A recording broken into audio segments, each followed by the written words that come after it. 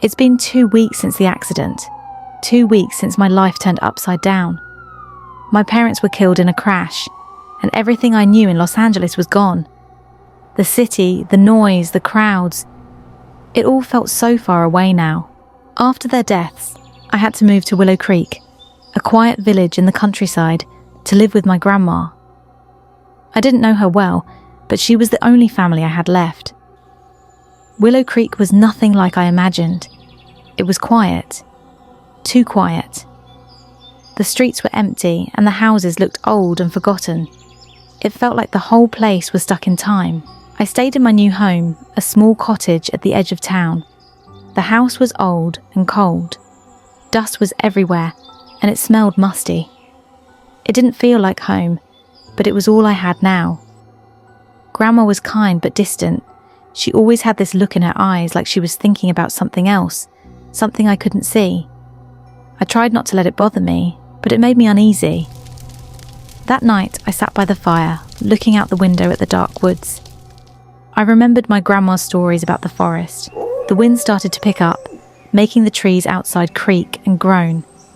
It sounded like whispers, like something was out there. I didn't know if it was the wind or something else, but I couldn't shake the feeling that something was watching me. It was my first day at Willow Creek High School. I was in 10th grade now, still trying to get used to my new life. The school was small, and everyone seemed to know everyone else. But after a few days, I started to make some friends. There were 4 of them: Emily, Sarah, Luke, Jake. They were nice to me from the start, especially since I was the new girl from the big city. It didn't take long before they started telling me about Willow Creek's history. "Have you heard about the forest?" Emily asked one afternoon as we sat in the schoolyard. The others gathered around. "The one behind my house?" I asked, curious. "Yeah," Luke said, glancing over his shoulder as if to make sure no one else was listening. "There's an old abandoned house in the forest. They say a family lived there years ago, but one night they just vanished. No one knows what happened to them.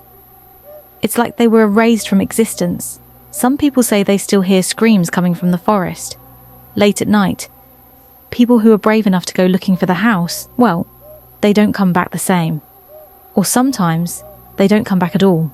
I felt a chill creep up my spine. "Do people really go there?" I asked, trying to sound casual, though a part of me wanted to know more. "Oh, yeah," Luke nodded, looking uneasy. "But no one ever stays long. It's like the forest doesn't want you there." I didn't know what to believe, but the stories stuck with me, especially as the days grew colder and the shadows of the forest grew longer. It was a rainy afternoon, and I had just come home from school. My head was full of thoughts about the abandoned house in the woods that my friends had told me about. They said the place was dangerous and no one should go near it. I wanted to know more, so I decided to search for it online. But no matter what I typed in, abandoned house, family disappearance, mysterious house, I couldn't find anything. It was like the house didn't even exist. Just when I was about to give up, Grandma called me from downstairs. She needed help with some old boxes in the attic. I closed my laptop, feeling frustrated, and went upstairs to help her. The attic was dark and dusty. There were boxes everywhere, stacked high. Most of the boxes were filled with old clothes and papers, but one box caught my eye. It was wooden with a brass lock, and it looked older than the others. Something about it felt important. I decided to open it. Inside the box were old photos. Most of them were of people I didn't recognize. But then I saw one picture that made my heart skip a beat. It was a picture of a family standing in front of a house. The house looked so familiar, even though I'd never seen it before. It was the same house my friends had been talking about, the abandoned one in the woods. The family in the photo looked strange too. The woman looked like my mum. The man beside her looked like someone I'd seen in a dream. The 2 kids, the girl and the boy, they looked like me and my brother. The girl had long brown hair, just like mine. The boy had a smile that seemed too wide, like he knew something I didn't, and behind them was the house, the one from the stories. I flipped the photo over to see if there was any explanation. On the back, there was a date. 2025. This picture was taken recently. but it looked so old I started to feel dizzy. This couldn't be real. There was no way. But I couldn't shake the feeling that the photo meant something. It felt like I was connected to those people somehow. I quickly put the photo back in the box and closed the lid. I felt a strange coldness in the room, and I couldn't stand being up there any longer. I rushed down to my room, but the photo stayed in my mind.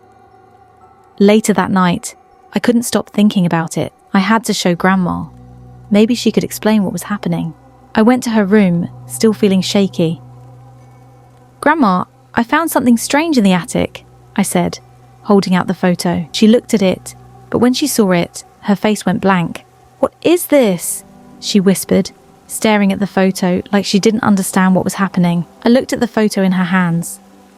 My stomach dropped. The picture was blank. There was nothing there. No family, no house, just a white space. I couldn't believe it. I'd seen the photo before. I'd seen the people and the house. But now it was empty. That night, I couldn't sleep. I kept tossing and turning, thinking about the photo, about the house, about what it all meant. My mind raced, and I couldn't shake the feeling that something was terribly wrong. I tried to ignore it, to tell myself it was nothing, but deep down, I knew it wasn't. The next day, I couldn't wait to tell my friends what had happened. I needed someone to explain it to me, to tell me I wasn't going crazy. So during lunch, I sat down with Sarah, Jake, Emily, and Luke, and told them everything about the photo, the attic, and how it had changed when Grandma saw it. At first, they all listened quietly, but then they started laughing. "You really believe that story about the house in the woods is real?"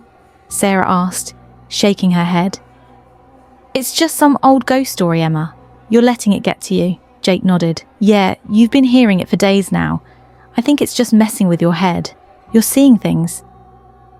I stared at them, feeling my heart sink. It was clear now. No one believed me, but I couldn't let it go. Whatever was happening, it was real, and I needed to find out why. After a few weeks, things started to feel normal again. I tried to push the memory of the photo and the house to the back of my mind. I even started laughing at myself for letting it all get to me. But then one night, everything changed. It was raining hard, the kind of storm that makes the windows rattle. I was lying in bed, trying to sleep, when I heard it. A voice. "Emma!" it called, soft but clear, like someone was standing right outside my door. I froze. It was Grandma's voice. "Emma!" I quickly got out of bed and rushed upstairs, but when I reached the top of the stairs, the house was silent. No one was there. The hallway was empty. My heart pounded in my chest as I called out, "Grandma!" No answer. I stood there for a moment, feeling my stomach twist with fear. Maybe I was just hearing things. I quickly turned around and went back to my room, trying to shake off the feeling. I climbed back into bed, my mind racing. I tried to ignore the thunder and the howling wind outside. I closed my eyes, but sleep wouldn't come. The air felt heavy, like something was watching me. Then, suddenly, I heard it again, a knock. It came from the window. I sat up straight, heart in my throat. Slowly, I got out of bed and walked toward the window. I was shaking, but I had to see. I pulled back the curtain, and when I looked out, I froze. There, standing in the pouring rain, were the people from the photo, the same family. They were standing perfectly still, staring right at me with cold, empty eyes. I screamed, my voice breaking through the silence of the storm. I slammed the curtain shut, but when I turned to look again, the window was empty. No one was there. I couldn't breathe. I felt dizzy, my legs weak. I ran to Grandma's room, knocking on the door. "Grandma!" I cried, my voice shaky. "Please let me in." She opened the door, her face full of worry when she saw me standing there, trembling. I crawled into bed with her, too scared to even think about going back to my own room. That night, I couldn't sleep. The sound of the storm kept me awake, and every time I closed my eyes, I could still see their faces. Cold, empty, watching me. By the time morning came, I was exhausted. I felt like a zombie as I dragged myself to school. At lunch, I sat down next to Sarah, hoping she'd listen. I started telling her everything. "Sarah, you won't believe what happened last night," I said, my voice shaking. I saw the family from the photo. They were outside my window. I'm telling you, they were right there. Sarah looked at me with a skeptical expression. Emma, you're just scaring yourself. It's probably nothing. You're just letting that story get to your head. I shook my head. No, I swear, they were there. Sarah sighed.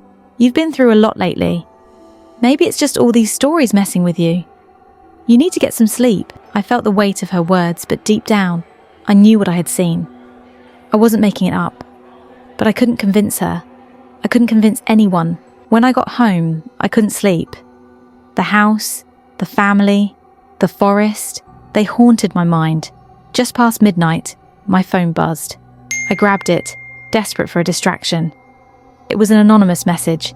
No name, no number. Just one chilling sentence. You can't run from them. They're waiting. My blood ran cold. Who sent this? And how did they know? I turned the phone face down, trying to shake the fear. But it clung to me. By 2 a.m, I was still wide awake when I heard it. My grandma's voice. Come here, darling, come outside. But it sounded wrong, distant, like it wasn't coming from inside the house. I crept to the window. The yard was dark. Then I heard it again, clearer. I stepped outside, the cold air wrapping around me. That's when I saw her. The little girl from the photo, standing at the edge of the yard, empty eyes fixed on me. Come with me if you want to live, she said, using my grandma's voice.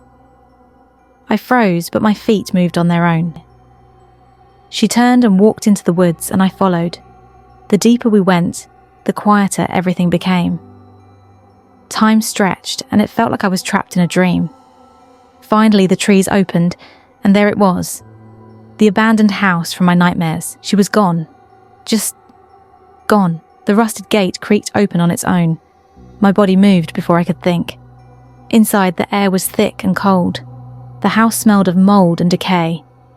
I found the basement door and descended. That's when I heard it. Is anyone there? I whispered. No answer. At the bottom, I saw them. The family from the photo. Standing in the dark, smiling. But their smiles were twisted, wrong. They started walking toward me. I turned to run. But the basement door slammed shut behind me. I thought I could escape. I was wrong. Now, I need to find out what's waiting for me in the darkness.